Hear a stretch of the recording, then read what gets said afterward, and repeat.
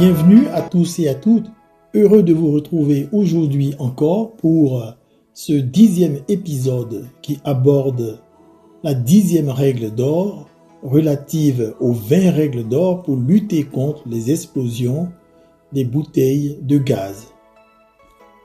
Je suis Serge Dioman Parfait, expert international en industrie pétrolière et énergie. Ensemble, nous aborderons cette situation critique où des bougies sont utilisées comme veilleuses dans une chambre où se trouve une bouteille de gaz.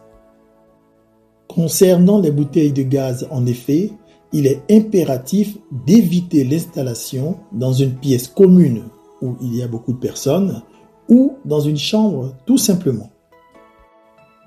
Toutes nos sincères condoléances aux familles des grands brûlés rappelés à Dieu et toute notre compassion aux blessés à qui nous souhaitons une prompte guérison.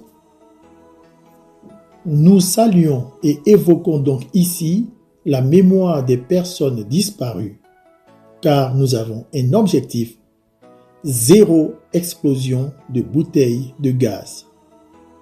Oui, c'est possible pour sauver des vies. Suivons à présent la situation d'alerte au danger qui présente cette situation tragique.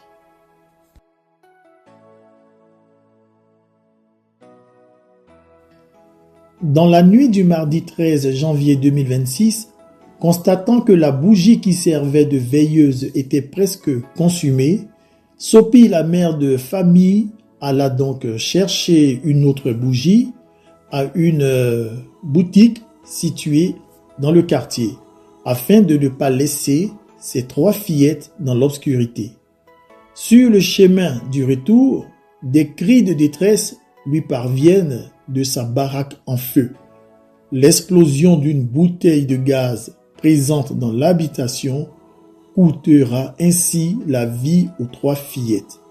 C'était à Memni, une localité située à environ 12 km d'Alépé. Quelques jours avant, soit le dimanche 4 janvier 2026, à Abobo, une commune d'Abidjan, une fuite de gaz enflammée sur une bouteille de gaz dans une chambre avait fait entre 11 à 15 victimes grièvement brûlées, toutes de la même famille en plus des invités, d'où l'accentuation de la sensibilisation lors des périodes des grandes fêtes. Installation dans une pièce commune. Malheureusement, ce dimanche, on a eu cet accident. Ce dimanche dernier. Dimanche dernier, tout à fait. 15 personnes d'une même famille ont été grièvement blessées par le point 10. Le point Installation 10, dans une pièce commune ou une chambre, voilà, espace confiné. Voilà. Considérant ces drames successifs que nous avons vécus en début d'année 2026 et voyant le comportement de Afoué, posons-nous quelques questions essentielles. Quel autre moyen sécurisé s'offre à Afoué pour éviter la bougie et aussi chasser les moustiques de sa chambre?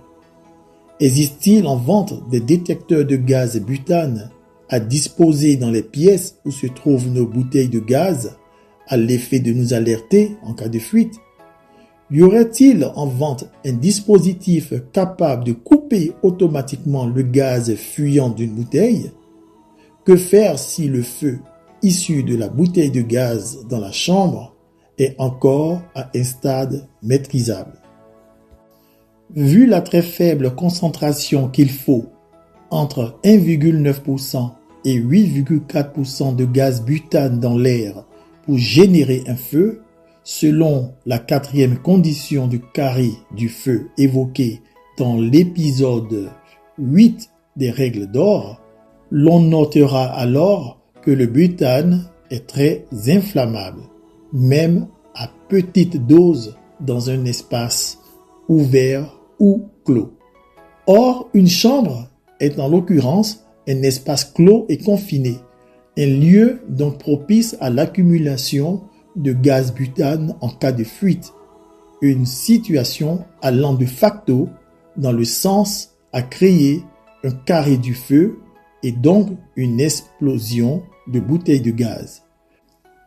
Pour la question relative aux moustiques, sachant que pour éviter de dormir avec un moustiquaire laissé incandescent toute la nuit, l'on dispose de moustiquaires imprégnés et d'insecticides bien efficaces contre les moustiques. Car en effet, le moustiquaire incandescent constitue un point chaud dans le carré du feu.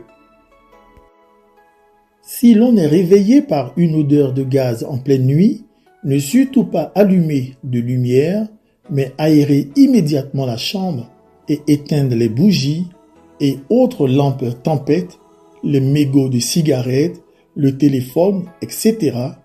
et évacuer les lieux un moment. D'ailleurs, le soir au coucher, toujours bien vérifier que la bouteille de gaz est fermée.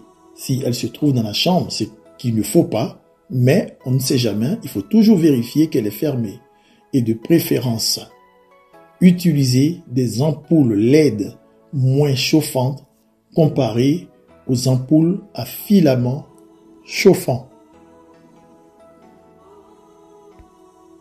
Bien choisir aussi ces multiprises et rallonges électriques et ne pas les surcharger pour éviter qu'elles prennent feu pendant notre sommeil et deviennent un point chaud en présence du gaz qui serait éventuellement stocké dans la chambre, ce qui est encore interdit, nous le rappelons. Avec une veilleuse solaire classique disponible à des prix très abordables sur le marché et rechargeable en journée pendant qu'il y a le soleil, il y a moyen quand même de disposer d'une veilleuse la nuit et en toute sécurité. Nous espérons que ces conseils vous aideront à protéger votre famille, vous-même et votre maison. Demain, découvrez la prochaine règle d'or pour éviter les explosions de bouteilles de gaz butane.